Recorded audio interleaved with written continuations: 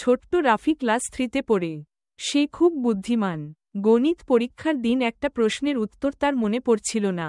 সে চুপি চুপি ব্যাগ থেকে একটা চিরকুট বের করল। ভাবল, কেউ তো দেখছে না, একটু দেখলেই বা ক্ষতি কি। ঠিক তখনই তার কাঁধে বসে থাকা মুনা পাখি ফিসফিস করে বলল, রাফি, তুমি কি জানো, কেউ না দেখলেও আল্লাহ সবকিছু দেখেন?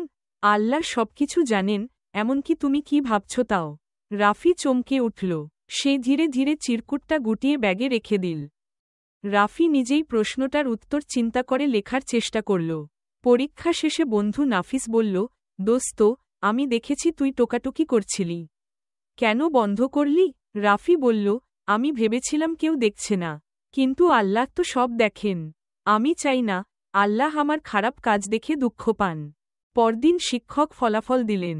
রাফি খুব বেশি নম্বর পায়নি, কিন্তু মুখে হাসি।